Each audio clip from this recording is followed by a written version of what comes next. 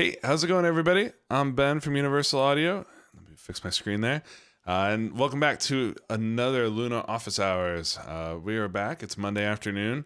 We had a really great session this morning, kind of taking in a lot of feedback over the weekend.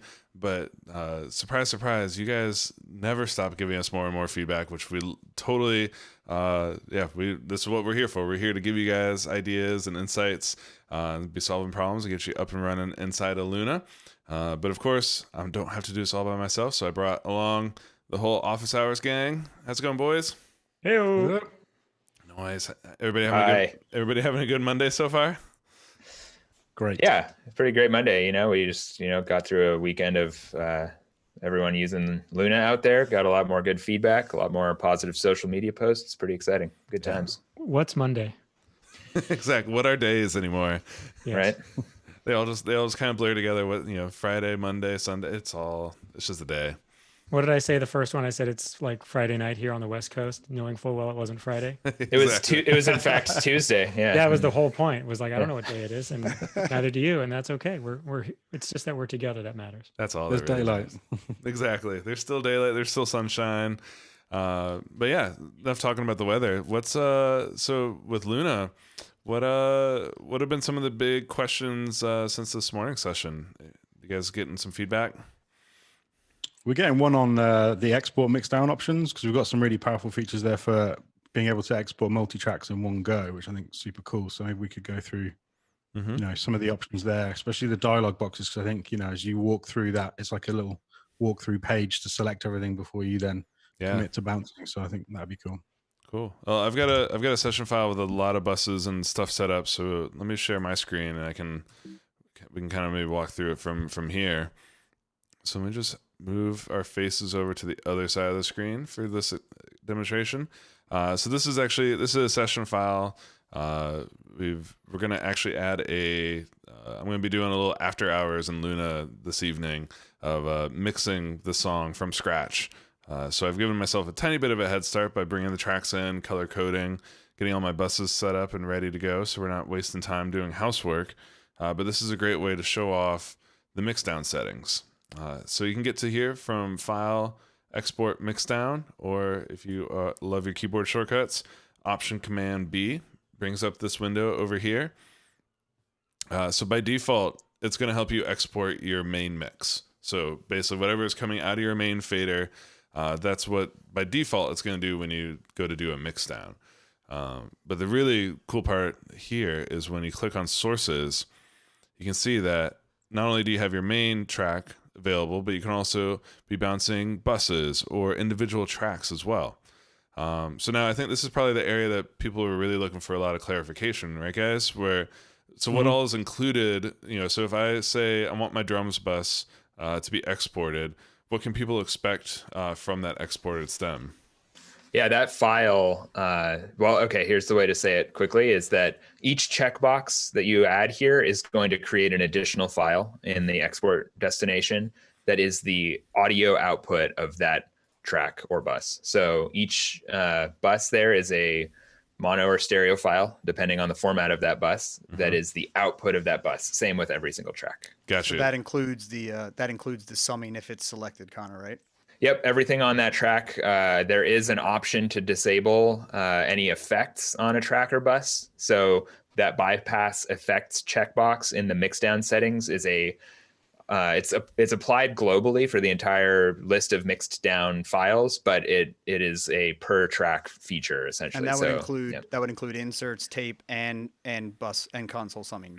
Yes. Cool. Gotcha. Does it also get rid of sends effectively as well? So you're ending up without any like level increases or anything like that? Yes, it does. Interesting. Right. And so automation is included, even if you have bypass effects. Automation's still on it. Any track automation is, yeah. So like track level, mute, etc. Yeah.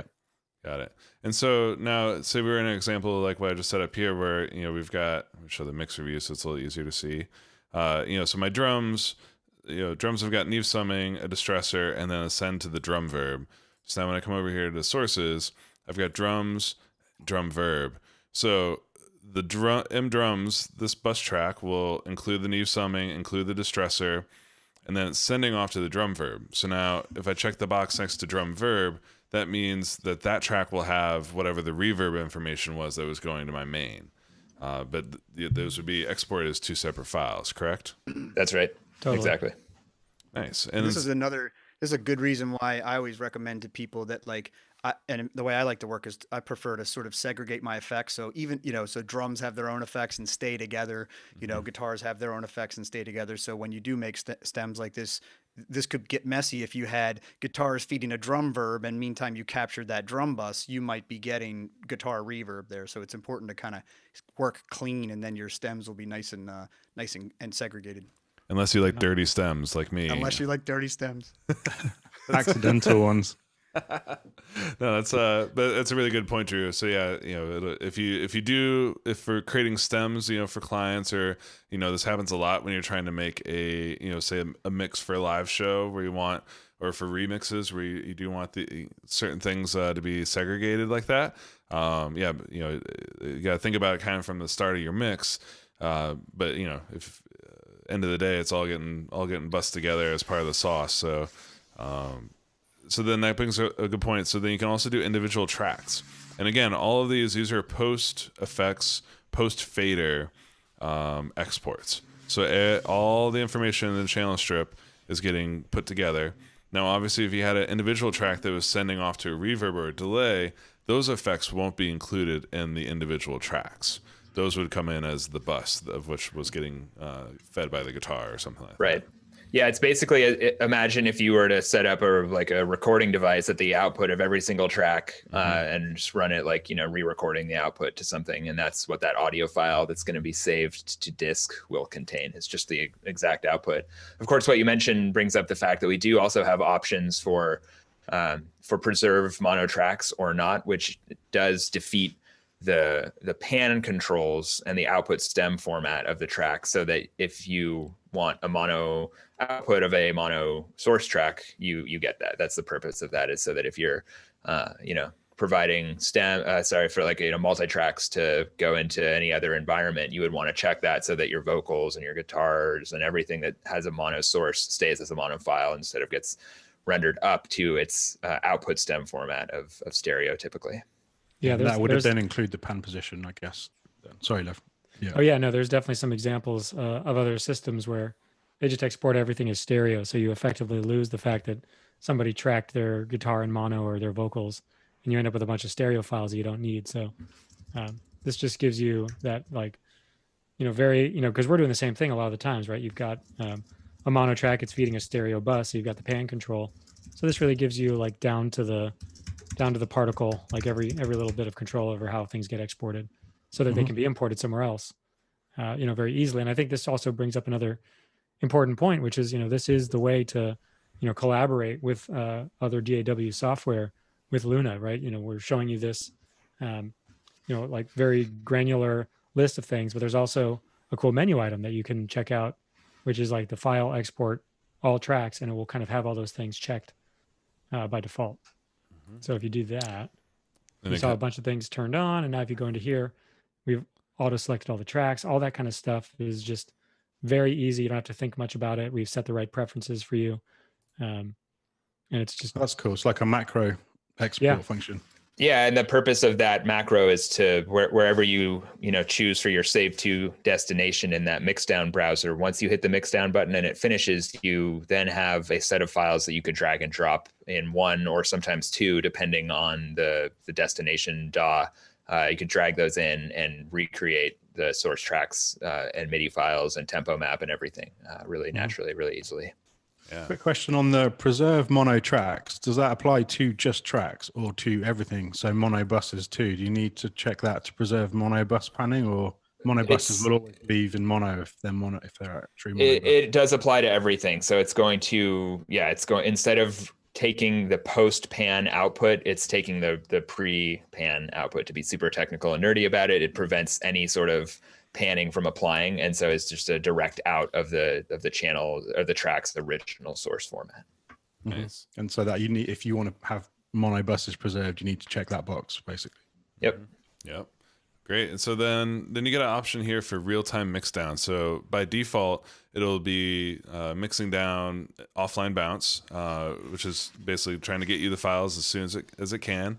So that's kind of a preferred way, unless you love listening to your song one more time.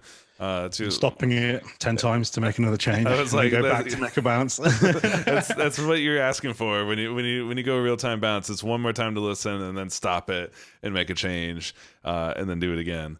My advice is go to the other room and listen to it from somewhere else. I mean, that's just a solid mix tip right there, because like getting out of the room at a reasonable volume, you can go hit the bathroom, grab another drink, get some water, whatever. But what you noticed from the other room was how most people will experience a song. Like imagine that song playing over the speakers in a supermarket. What comes through? Is it the snare drum or is it the lead vocal? And it is helpful to kind of hear the balance that way. Yeah, my dad always had a really good analogy for this, because he paints, and he'd always sort of just say, well, just get it up quickly, just sketch the outline, start putting some colors up. Doesn't really matter if it's the perfect purple, just put some purple up. And then he'd leave the room really quickly, and when he'd walk back in, he'd sort of like not look at the painting, but just walk through the door almost a little blurred eyed, like the light's changing, and it's at that exact moment walking through the doorway that you go, it's the wrong purple.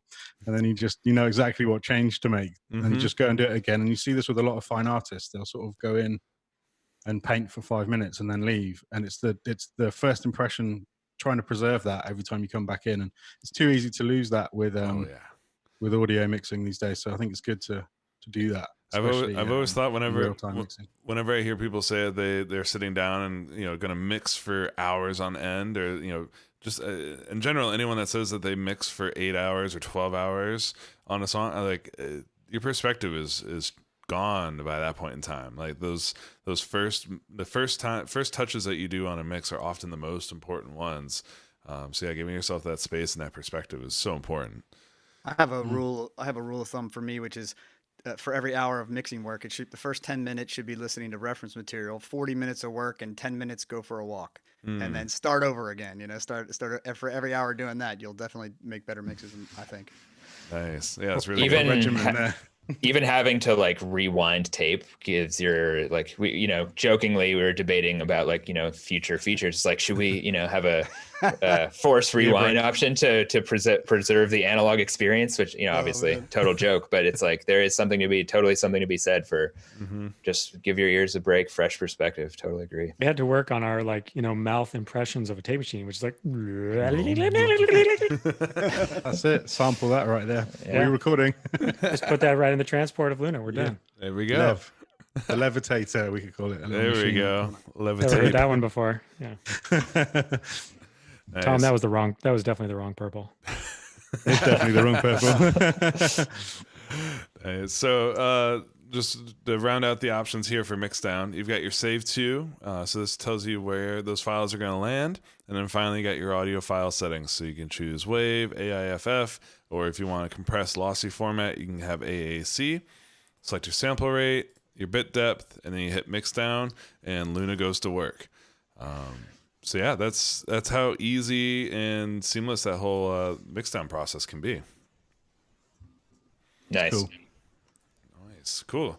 And all jokes aside, I did love that story, Tom. I think it's very sage wisdom just to always give yourself perspective, however you do it, There's loads of tricks. I saw it in the chat a couple of nights ago. Last week we had the requests for the oblique strategies, which is also quite a neat tool for the studio life. The Brian Eno developed set of cards where you can just pull a random one out and it says something like mute channel 13. It's yeah.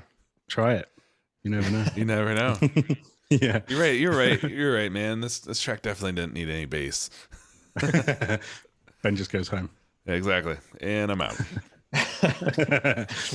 Awesome. Well, great. So I think one of the other big topics I've seen people ask about multiple times, they're still really curious about MIDI editing and some of the features around that. So in this morning's office hour, we showed people how to use external synth instruments. I showed them about the MIDI routing and how to get that all set up. But maybe I don't know, Connor, if you got a session in front of you that you can kind of show people some of the clip editing tools that we have. Absolutely. Let me share the screen. And we'll just start from scratch here. I don't have anything prepared on this, but I think it's actually appropriate in the sense of what a user coming into this for the first time is going to experience. And in fact, since I'm not set up to do all the audio output stuff, it's just going to get us into a position of just looking at the tools, looking at the features. And we've covered this a lot, but there's so much here that really is important to know and understand that we're going to kind of dive into it again. And what I'm going to do to start is just put down some notes here in no particular musical fashion, but to show you, basic recording. You don't have to think about what your MIDI input is, but you have access to it. It's defaulting to all, but any other available inputs show up here in the MIDI section. So this is a key area to look if you want to conform, or rather confine, your particular track input to one of any number of devices. You can go here and make that determination. And then it's something that you almost immediately will want to do if you're like me and can barely follow a click track. You want to get that onto the grid, and we've made it very easy to access Quantize. You can look in the top of a clip and look for this Q button and click on it, and you get into the Quantize browser. And I think one of the questions that's come up here is really indicative of coming from different workstations into Luna. Is some folks are maybe totally used to this, others may be sort of caught off guard by the way that auto apply works, or overthink how you might have to interact with Quantize based on their experiences in another environment. But what you've got here with recording is that all the notes are automatically selected when you're done with your record pass, and you can just flip through these settings non-destructively. And even at any point in time when you've gone ahead with the Quantize process of rare that you would use half notes, certainly quarter notes in a lot of cases, eighth notes, 16th more often, for drum material certainly. At any point in time, if you want to restore the original performance, you just hit off. And that's something that's like, it's almost sort of like hidden in the sense that this is really the original performance, but it's something that in other environments you might not really have access to as naturally as this. So there's no sort of like right click or flatten or restore kind of thing. It's just that the original performance is always kept in the MIDI data. And just to talk about that briefly, what original performance means is it's what you recorded or what you last manually edited. So if I go in here, so I'm zooming in using the T key, and I click on this note and I drag it around, and actually I'm going to hold down the command key to clutch out of grid mode. Any edit that I do here is going to then be considered the performance, quote unquote. So meaning if I then make a selection of these notes and actually capture the one that I moved and then quantize them and go back to off, it's restoring either what I played in or what I last manually edited that note position to be. So that's just a really key concept there with the way Quantize works, is that it's not destructive. It's never overwriting your original performance. It's just augmenting it so that it stays on grid. And at any time you can come in here and make this adjustment. And the Quantize behavior is always based on the original performance. So instead of being based off of where the note currently is, it's based off of where you played it in. So that it's much more natural to adjust a performance in that way, because if you go and find that eighth notes is totally not right for that material, instead of having to undo the application of eighth notes, you can just immediately go to 16th. Or if you're like, oh, obviously this needs to be dotted eighth notes, it's like you don't have to undo, you get to add, and then to clear it all out, you can just easily hit off at any time. Nice. And go ahead. And the same thing applies, right, for swing and strength. It's the same non-destructive.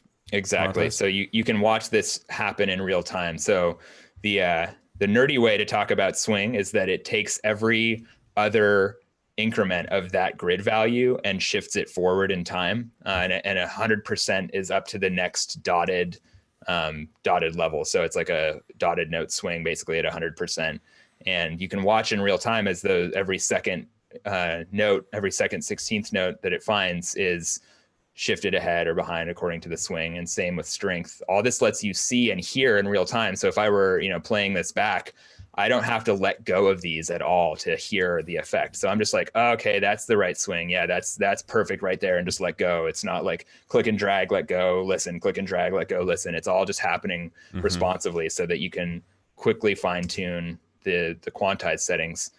And that is all the case with auto apply turned on. If you're not into that behavior for whatever reason, it's just more familiar to you to use key commands. We have Shift Command U. Shift Command U opens quantize, and Command U enacts the quantize settings. So you don't even have to have this open to quantize. There's another way to quantize. So if you're stuck to full strength 16 notes for what you've got going on, auto apply is unchecked, or even if it is checked and it's not open, I can make a selection of notes and hit Command U, and you just saw that those quantized. So that's a super powerful way to get everything lined up there. Hey, Connor, we got a question from Ronnie in the chat asking about, he's bringing stuff out of MIDI files out of Logic and into Luna, and it's wanting to drum grooves, and it's wanting to put them on different tracks instead of keeping everything on one track. So that is something we can look at on the MIDI file level, but it may just check the export settings in Logic as well, because you can either flatten those based on channel or keep them separated by channel. So I think it all boils down to different export settings when you're bringing a MIDI file out. So make sure to just double check on that.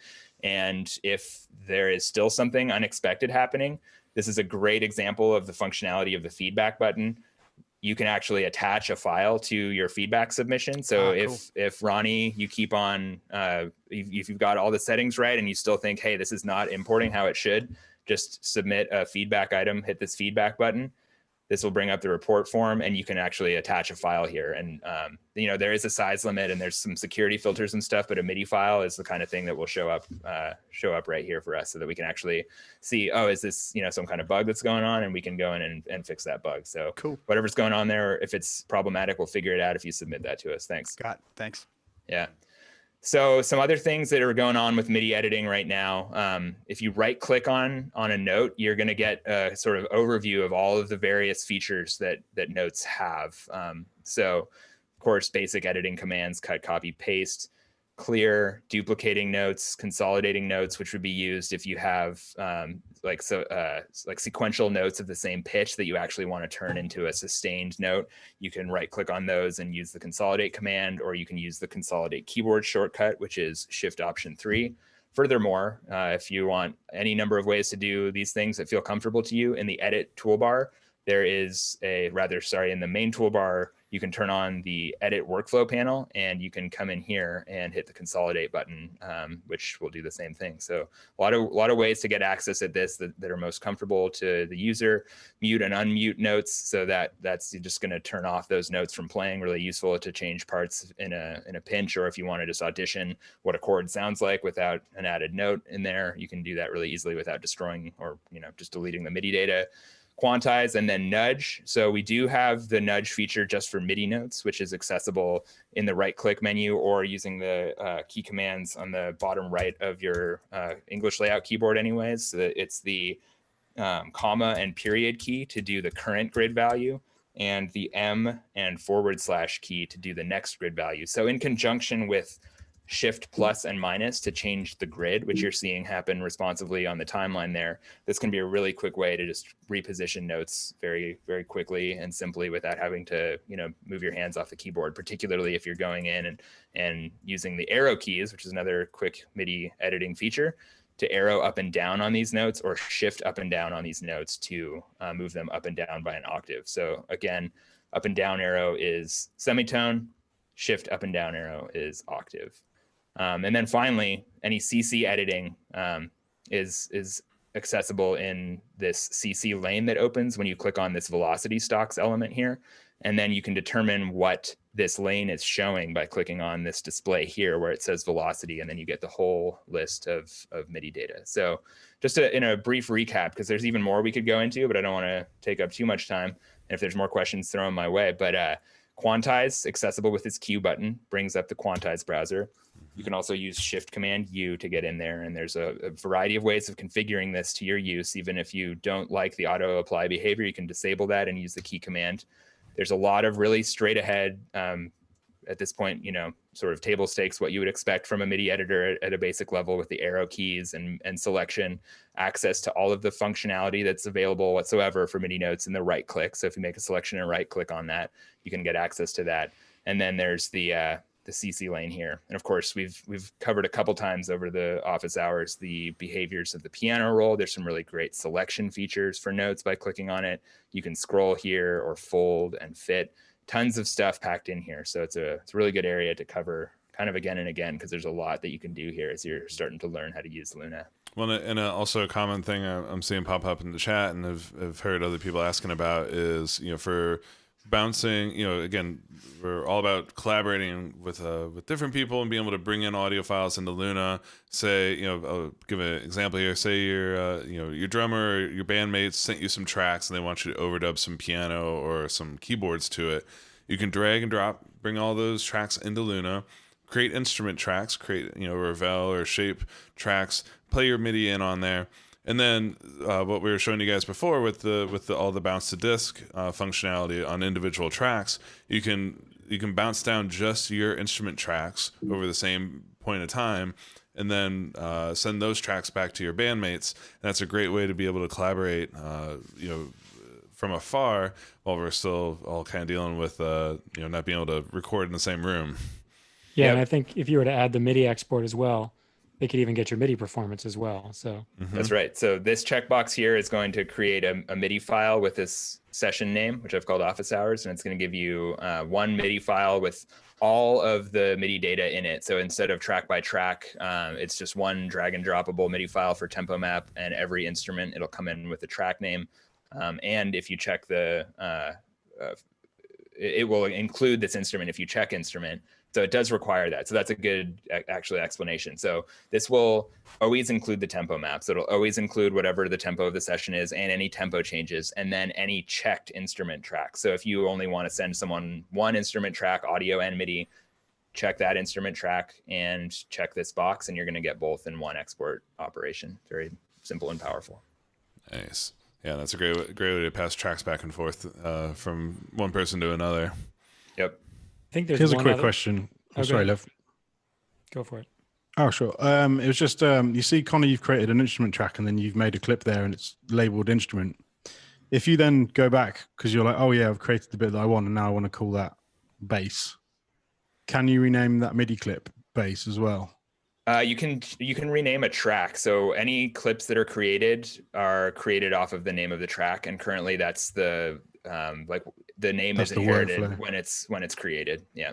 Yeah. So, So the- name your tracks first is the Yeah. So right now, Okay. if he, Connor, if you change that to bass, let's do that. The simplest way would be to do that, select the clip and consolidate it, and Yep. it'll take on the name of the Ah, track. of course. Little Yeah, yeah. workaround. Yep, and that's Option Shift 3 for that key command, the consolidate one. That's a really powerful one to know just overall for being able to put together clips, kind of retitle them. Just make. And does that reset your quantize point regression point? It does. Yes, that's a really good point with that as well. Is consolidating a clip is going to consider that clip's performance, the current state of the MIDI. So it's a really good way to, it's like if you have created a loop like this and then added individual enhancements to that, say for drums, say this is like kick snare, and then I add a hi-hat here, and that's added across here, and then if you want to no longer edit these in individual two bar increments, you make this selection and do Shift Option 3, and it will or use the consolidate button in the edit workflow, and that really is a nice way to get one clip out of. And many. I guess same goes for warps. Once if you're done with warping something, you can consolidate it. It'll kind of lock it in, cement it in. Yep, exactly. And Connor, you're showing the thing that I was going to mention a moment ago, and you're doing it so intuitively and fluidly. It's like you can easily miss it, which is you're working in a notes view here. Yes. But you're still able to move clips around just by clicking on the header or the footer, right? It's hard to once you get used to this, it's crazy going to any other place where you can't and have to switch views. It's so convenient to be able to work this way, where you can have this sort of timeline level selection at the bottom, where you could manipulate at the clip level as opposed to at the interior sort of content or note level in this case. But to be able to work in this way and then also be like, I need to duplicate this clip over here and then repeat it again. Or even beyond that, we have some familiar key commands to some where if you place the cursor in any particular position, here's a nice workflow for this. In fact, is if I'll just go to some random audio file and bring that in here. Say I want to position the downbeat of whatever performance is going on here, not necessarily perfectly to grid, but perfectly to a performance. I've just placed my cursor by tabbing to transient using the tab key at this. This is like a bass drum hit. If I hold down the control key and click on the top of the clip, it snaps it to the cursor position. So I've now just lined this MIDI up with this audio. Of course, you know, this is an arbitrary example where just this is in time, but that workflow is applicable when you've got tempo matched material. Let's say you've, you know, this clip has conformed, it doesn't contain tempo information. So in order to actually get this on tempo, it only looks like it's a little bit out. So I can almost even eyeball this. I can hold down the control key and adjust this. I'm holding control and command to get a sort of free from the grid TCE here, and just sort of put that on grid just as a quick way to say like, oh yeah, I've almost essentially put that on grid just by eyeballing it. So really easy sort of editing gestures here. And you can also do that sort of conform to where the cursor is at the note level, right? So indeed. So if I wanted to say that this is the snare drum and this looks like it's a little early, but I love the feel, I've just tabbed to the snare hit in this audio file. I've moved the cursor up to this track by pressing the P key. I could also just change the track selection by clicking on the track header itself. And then if I hold down control and click on the note, it just snapped it to the cursor. So a really nice way to perfectly align MIDI notes and audio material. And a really big part of why we have begun the MIDI editing process directly in the timeline is because in the context of, you know, music production with a lot of tracking involved, this is something that, you know, people are going to want to do. They're going to want to match these things in one context instead of have to sort of think about them separately. So it's a huge part of the workflow. Since you have a stereo track there, we got a question in the chat that's talking about splitting a stereo track into mono and maybe and then recombining since you're there. Yeah, sure. So at any time for a stereo track, you can use the track convert to mono feature. So let me duplicate this a couple times just to show the effect that it would have on multiple stereo tracks. So if I have these selected and go to the track menu and choose convert to mono, I'm going to get 4 mono tracks, and it's going to split them out with the .L and .R suffix for the channel of the stereo source. So now these can of course always be recombined too by making any selection of any even numbered selection of mono tracks can be recombined into stereo by going to the track menu and choosing convert to stereo. So that's a really good way if you have brought in like a multi-track from some environment that's split multi-mono and you want stereo tracks really quickly from that multi-mono split, you can just grab all of those multi-mono split tracks and use the command once to create stereo tracks from any even numbered selection of multi-mono splits. Oh man, dude, this is a good Monday. I've learned so many things today. I was actually looking for that exact function as I was prepping for my mix tonight. Going from stereo down to mono. So I was trying to right click and find it, but good to know it's up there in that track menu. And this may have been mentioned in previous office hours. Sorry if it's redundant. Repetition is good. We don't have any restriction on audio clip format and track format. So I have a stereo clip here on a stereo track, but I can put this on a mono track. We don't, have any good reason to prevent you from doing that. What happens is this is in real time until there's a render available, summed to mono and played back as a mono sum because it's on a mono audio track. And of course the, pan law is a company or compensated for. And then you can always just reposition this clip wherever you want. So that's a really quick way. If you just want a mono sum of a stereo file, just put it on a mono track. Very simple. You know what? I love this because I often get tracks to mix where I've got lots of drums, maybe samples like 5 or 6 snares. Ben knows what I'm talking about for sure. Yep. And, sometimes I'll just go, why do I have so many stereo snares and they're lopsided? And I'll just take them into mono.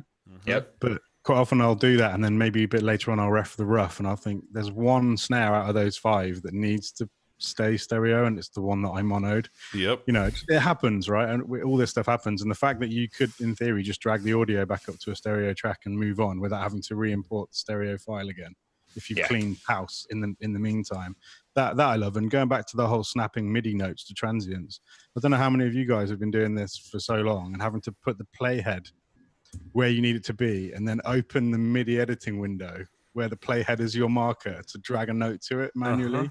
Yep. How many hours I spent doing that to get samples aligned to trigger off with MIDI, and you've just solved it, Connor, in like one window workflow. Totally. Both of those things are awesome. That alone, just even if you eyeball it, is like one of the key reasons to have these combined. Certainly there's great deal to be said about separate MIDI editors. It's not that it's not a good idea. It's just that from a production end-to-end workflow standpoint, it's a perfect starting place to be able to align these. So even as you notice here, because of the way the playhead moves along with the selection, like you get this sort of free track, like entire timeline height indicator of where you're going to drop it and how that aligns to the transient. So when I let go, it's snapping to the playhead, which I just, eyeballed to this transient down here. So you can, very easily do that without having to think about a multi-step factor, or a workflow rather. But if you want perfect alignment, tab to transient, control click. That's awesome. Amazing. Cool. Well, I've been seeing tons of good questions kind of flowing through here on the chat. Well, and one of them is super easy. Does Luna run without an internet connection? Yep, it can. So by default, the way that we're doing the licensing is using iLok Cloud, which does require to have the internet connection.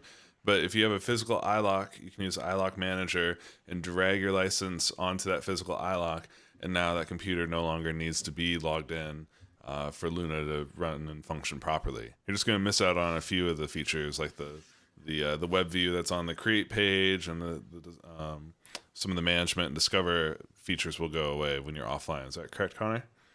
Yeah, being logged in is a really good way to know when there's software updates, to know when there's deals available, to get specific information about using Luna. That's the main intention of that web view and the create page, is to provide and funnel training material directly to you. And over time, we can enhance that in a lot of really nice ways. They're like, oh, you're running with an Arrow? Like, here's some really specific workflow stuff for Arrow. Or, oh, you've got a bunch of satellites, like you're, like heavyweight, like here's like some advanced workflow tutorial stuff. Like that's a big part of the idea of having that in there and being able to tailor material to the user. So signing in has a lot of those benefits, but certainly we know that in a lot of cases, it's not practical or not desired to have any internet connection. And that's what iLok USB is for from the authorization standpoint. Yeah. I think, there's been maybe some confusion about it. Kind of appears like when you get to that login screen that you have to do it, but there's a skip button, right? So easy enough to sort of get past that. And of course, you'll be allowed to skip if you find a valid auth. So again, really important what Ben said. You've got to make sure that you manually in the iLok license manager application, drag and drop your Luna authorization to a physical iLok. We actually allow for 2 different destinations or authorizations per license. So you in a position to show that, Connor, by chance? Launching Luna when running this is precarious. If you're talking about you're talking about the iLok license manager. Oh, I've meant the iLok license manager. My iLok license manager display is like probably one of the most frightening things that you could possibly. Exactly. Point taken. Worked on. It'll scare people away. Yeah, it is. It is not a normal looking iLok license manager. So no. Forget I said anything. Yeah. Well, there's something else that hit really close to home. Scroll up here and find it. One of you guys, trying to find your name here. Oh, Pablo, you were using Listen to do a remote session with a friend the other day. And I love that you brought that up, because that is one of the things that we're doing for these live streams is we're using Listen to for our remote presenters to bring in audio across the internet and have it be good. So my assumption is that you're probably currently using it the way it's meant to be used, which is coming to your main fader and making your last input here a listen to by Audio Movers. So this will work great, especially when you're mixing. But the thing that you mentioned you ran into is that when you went to go record a track, that you didn't, that you were missing, whoever was on the other end of the line wasn't able to hear what you were hearing. And that's part of the ARM workflow. So you may notice this if you ARM enable one track, you'll notice that the meters on that track will be moving, but your main meters don't move. And that's on purpose, because for the purposes of giving you the lowest latency experience possible, it's going to bypass the main fader and the main effects. Ipso facto, your listen to is not going to hear what you're recording at the time. We ran into this as we were preparing to do all these live streams for you guys. So I want to show you the little behind the scenes look here at how we're doing these live streams and able to send high quality audio from one place to another. And that's just a really cool, very powerful program called Audio Hijack. And there's some really smart stuff that we do inside of inside the Apollo drivers that allow you to basically pick off and listen to your monitor out left and right. And then, so this is my hijack project here. So I've got my Thunderbolt Apollo. It's listening to channels 29 and 30, which are my monitor left and right. If I come over here, the diamond, settings, IO matrix, scroll down. So now you'll notice my monitor outputs are 1, 2 up here. It's not about the outputs that matter for this purpose. It's the monitor inputs, which are basically kind of a foldback that you're allowed to use with the Apollo driver. So I've got these set up for 29 and 30. So I say hijack, listen to 29 and 30, and then you can come over here to audio unit effects and find the listen to send. So this will basically now, when I turn this project on, hit the go button here. This is the part I always mess up and forget about, so don't forget this button. It will now, anything that is playing, I've got a virtual device called the Luna Loop, but you can also use this Universal Audio Thunderbolt. So now any audio that comes out of my monitors as I'm hearing it, whether I'm playing guitar live with an ARM plugin or coming off of the mix, that's now being routed into a listen to plugin that then can be sent to your friends or to your clients, so they can hear what you're doing inside of Luna 100% at the same time, or with a little bit of latency, but more or less they're kind of getting the same experience that you're getting. And then, as you can see, I've also set up a second side of this, since I'm often receiving Audio Movers data from the other guys here on the Office Hours crew. So in the side of the same project, I had the receiver, and the receiver is going back into my OBS Luna Loop here. So it's kind of a complicated setup, but if you're looking to be able to send high quality audio across the internet, it does not get much better right now than the listen to Audio Movers. And if you hook that up here in Hijack, you can give the full monitoring experience thanks to this monitor left and right availability in the IO setting. And hey, Ben, I have one that's this one is a little bit of another. If we're talking hacks and talking loopback, if I can share my screen if you want, yeah, I'll show you a quick little. This one's kind of more funny than anything because it's only practical in a sense. But this one, for those of you wondering if you can listen to use your laptop speakers, Luna using loopback through to your internal speakers. You still have to have an Apollo connected, but if you don't have headphones, or you just want to kind of work out of the laptop speakers. It's not good for performances because there's latency involved, but it's, you can work on a mix and be using your laptop speakers, or even just check your mix on a laptop speakers for a temporary thing. So that was I did that the other day. I did that the other day on a whim, so I figured I would show that one. Nice. Yeah, I've been doing that for years using, ImageLine makes a product called Mini Host Modular, and it allows you to pick off all of these different points and route them in the same way. This loopback tool's a lot slicker of an interface, a lot more modern, which is really nice. But for exactly that point, just for doing checks on laptop speakers or plugging in an extra set of headphones, it's totally cool. And like you said, it's not like a low latency real time thing. It's just Right. it's a confidence check thing. It's super powerful. Yeah, it's neat. And we designed the driver to do that, right? We designed the driver to not just have your typical inputs and outputs, but actual pickoffs of things that you'd hear in parts of the mixer, right? So in this case, the monitor left right is this really powerful pickoff that we've been able to use for live streaming. Again, you can use it for other types of recording or pickoffs into apps, like the Audio Mover stuff, like we're doing with Audio Hijack. It's kind of endless what you can do with it, but it's literally why they're there, is because there might be things that you want to be able to pick off and route to various places for any number of reasons.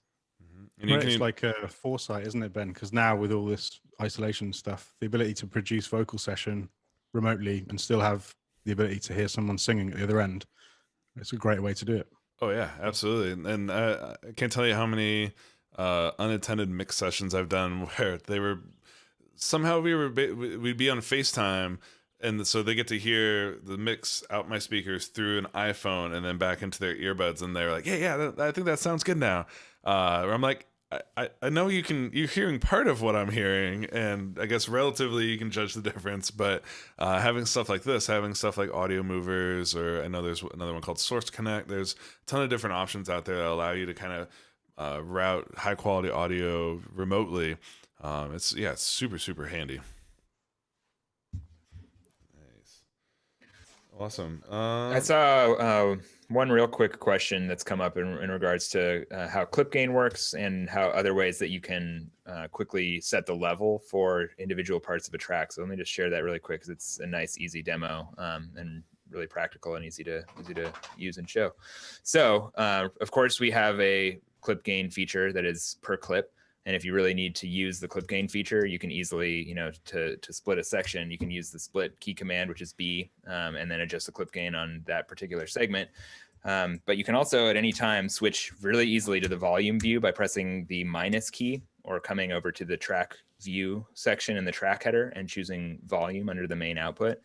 And any selection range you make, you can grab the volume for that and move it up or down. So if you need to say, correct a syllable, correct a word in a vocal take, you can just literally click and drag around that area and move the volume up or down for that particular area only. So it makes it really easy with volume automation to do the same thing. Of course, the clip gain is clip level, but this is another way where you can do volume fader moves really easily to adjust particular aspects of a clip on the fly really quickly. Well, it's really important too for gain staging purposes, because by having clip gain, you can change your level that you're going into all of your inserts on the track, and then with the volume automation, those are post inserts. So the kind of balancing act that you're going to do between those two can be really important, especially when you're using a lot of harmonic saturation or compression plugins.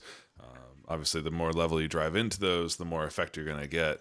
And then, of course, you can compensate for that with your fader. Yep. One other thing to show real quick, too, because it's not the case in all environments, is if you have done a lot of automation like this to correct something, to really specifically bring down a particular area, and then, like a rides like this that are really material specific, you can just select all of this and move it up or down without having to worry about like ramps being created or other strange behaviors with the material. It preserves all of those interior automation moves. If you make a range selection and then click anywhere to move that up and down, it preserves all of the automation within that selection and just trims it, up or down by the amount that you drag.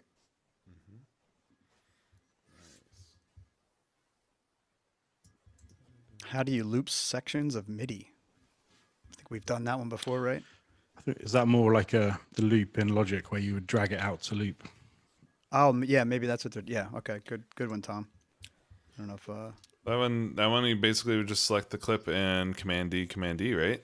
Yep. Yeah. Two major ways here. Let me delete these tracks just to minimize distractions, and I'm going to pencil in some MIDI. Just need the screen share, Connor, I think, do we? I think I'm sharing. It. Cool. Oh, you got it. Sorry. So it's just you, Tom. It's just me. It's always just me. That's why I'm in the UK. So let me just make something up here really quick that seems slightly realistic for drum material, and then I'll do let's say that this is like a hi-hat. So oops, missed the last one. So there's two ways. At the clip level, you can duplicate clips repeatedly. At this time in V1, we don't have a trim command that repeats the composition, but you can easily make a selection and press Command D to duplicate it.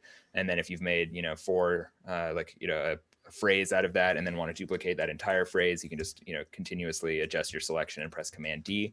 But you can also duplicate at the note level too. So if I want to repeat this component, well, let's just start with a basic example. So if I, have notes selected, I can press Command D to duplicate all of those notes or just the selected notes. So of course that's responsive to the current selection of notes. But if there's some particular part of this that I want, say, I want to drop down from a more complicated rhythm to another less complicated rhythm with fewer parts. Like if I select this part and this part and this part and this part, and then want to repeat this over like a couple bars, this is going to duplicate in that regard and fill out the clip. So it's basically just split that area, right? So it takes the selection range and the selected notes and does a duplication of them. So there's two ways, and that feature gets pretty deep, but also really straightforward on its most simple use. If you want to duplicate notes, just select them and press Command D, and it does the thing that you'd expect. But you can also make an adjustment with this. So if I do this, it's going to repeat that, or if I do this, it's going to repeat through, like, based on the length of the selection. So there's a lot of power in that, but very simply Command D, duplicate. And just to describe it, because I think you did it, but it's maybe it could be made more clear, like where you're actually changing that selection range up in the rulers, right? You're actually doing something that's very intuitive, in my opinion, where you're trying to do something extremely technical. Like even the first duplicate that you did of what would now be the third note highest, the natural place for those notes to duplicate would be right at the end of the last note. Whereas if you wanted them to be offbeat, you could just extend that selection past the first grid length, and then exactly you'd be able to duplicate them in time. So that it's a little bit tweaky, like you said, but it's super powerful because this is exactly what you want. You want to be able to duplicate something in time that's not necessarily falling on the next grid or the next note division. And maybe Connor, might be worth mentioning the shift workflows as well here. Yeah, so if you want to say this is like an outro part, we'll leave it really simple. It's just these 3 notes, but you want to repeat this one more time before you hit the outro. Shift D is duplicate while shifting the content after the selection to the right. So that's a really great way to take a composition and preserve a part of it while inserting a segment of the composition again using Shift Duplicate. If I wanted to free up some more space before this outro, I can use Shift I, and actually that works to the left. So if I do Shift I, it adds the selected range of empty space and time to that same area that I had selected. So really nice ways to preserve parts of the composition, but either duplicate using Shift D, a earlier part of the composition, or add empty space, inserting time with Shift I. And not no mode switching. It just you just subtle variations on your comfortable key commands. Yeah, the way that this works with the explicit commands instead of a mode is so natural for using it in an effective way, as opposed to getting confused by a mode, because we've all, in other mode-based environments where there's such features, you quickly forget that you've gone into that mode and done the thing that you wanted to do, because maybe you switched back to mixing and then wanted to go do an edit or whatever. And maybe you don't catch it right away. Yeah, you don't catch it right away, and you realize because you're zoomed in, you've lengthened the song, you didn't realize it. Yep. Nice. Really cool. Well, yeah, man, the chat's going crazy with more and more questions. There's a few questions in here about bouncing and how to export MIDI out of Luna. All I'm gonna say, we talked about that earlier in this office hour. So as soon as we finish up here, just hit the rewind button. This will be available to watch afterwards. So hit the rewind button, and we've talked a lot about the exporting process out of Luna. I'm seeing some questions, some people both here and also we were talking in the Pure Mix mixing show that we had last Friday. That a lot of people are kind of curious about integrating Luna with analog summing. What's the best workflow for getting somebody up and running with analog summing inside of Luna? I can say a few things about that. I've done some tests myself and worked with some users. And I guess the first thing to say is it's not supported in V1 because we don't have fully compensated analog outs and for hardware inserts and so forth. But it is possible to do, and I'm sure Connor can follow up with some details. But the basic idea here is that Luna will compensate for the most latent main output, and so long as your main output has a processing chain on it that is longer than all of the subsequent ones feeding outputs, then they should all fall in line. But it's not technically a supported configuration in V1. Lever, Connor might have some more details to add to that. Nope, you said it. Yeah, perfectly. Cool. And it's something we know we need to do for sure. So totally. Yep. The first thing was really about making sure that we had sort of this locked and loaded tracking and overdubbing workflow. And ironically, of course, we feel like we've got as good, or in a lot of cases better, in the box summing sound than you'd get from an external summer, thanks to the Neve summing and the tape plugins. But like I said, we're Universal Audio. We make interfaces. They should be able to, interact with the outside world. It's a goal My- for us in My future summing releases. mixer is for sale, FYI. Yeah, I mean, I think, again, no joke. I know it sounds like pitchy or something, but we were looking at the Neve summing specifically as an alternative to outboard summing for that reason. And so, like Drew said, we're very proud of what we've been able to accomplish sonically there. So Yeah, and that little trick that you guys found of I think it was that putting the ATR 102 on the main output, or precision multiband, or something that is a high delay plugin. If you put that on that main channel fader, then kind of suddenly all your other sub outs seem to work pretty well for summing. Yeah. Yep. yeah, there are some workarounds, but generally speaking, we'll get to the delay compensated outputs in a future release for sure. Yeah. And of course that, along with a lot of the other requests that we're seeing in here, I know we're getting back at you guys as much as we can through the live chat as well. Is the feedback button inside of Luna is so important. Smash it. Yeah, I know, right? Smash that feedback button, hit it. But yeah, for real, it is a really great way. We're getting thousands and thousands of pieces of feedback, and we're learning more and more about what you guys want and need from Luna, and that will help kind of guide the future of it, because we're constantly reading and categorizing all that feedback. Just to ruin your flow, because I know you're trying to wrap it up here. One thing we didn't talk about with exporting MIDI, we talked about sort of the bounce, export mixdown kind of features. There is a way to export individual clips, either audio or MIDI, and you can even do both in one shot using the file drop-down menu and check out the export clips functionality, which is also Shift Command K for those of you who are into the keyboard shortcuts. And you'll be able to select a clip. You'll see it in sort of a right-hand browser, easy enough to export that. So if you've got one drum clip or a bass line or whatever it is in your MIDI performance, it is possible to export that as just a single clip performance. So just want to leave people with that if they're looking for that piece of info. Very nice. Great. Yeah. Yeah, guys, any other pieces of any other questions or big things that we should knock out before we sign off? Not right now, I think. Yeah. I think Stuff we're for new good. episodes. Hell yeah. So to give you guys a little bit of a tease, so I'm going to be back on here in about 2 hours, and I'm not going to be watching the chat a bunch. I've got work to do. I've got some mixes I need to start working on. So I figured as long as we're all set up for this and exploring Luna, now would be a really good time to show you guys with a little bit less distraction than our normal broadcast what it's really like to do a professional mix inside What of did you Luna. just call me? Huh? A distraction. What did? Yeah. Okay. Just making sure. Yeah. But you talked about tees. What are you going to be wearing? What? Nothing. You'll have to tune in to find out. Exactly. So I'll be back here in just about 2 hours, mixing a song from scratch and showing you guys some tricks I've learned along the way for getting really good sonic results out of Luna. But what's really great is we're back tomorrow. We're back tomorrow morning Pacific time, 9 a.m. That's in the afternoon over in Europe. We got more more helpful content. Tom, you were preparing something, I believe, for tomorrow morning. Yeah.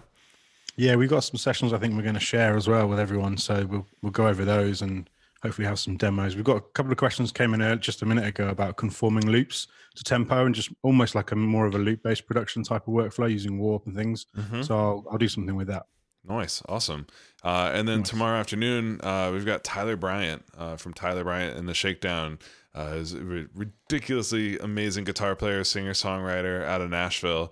Who I know him from working back in the day. We did a Pure Mix series together.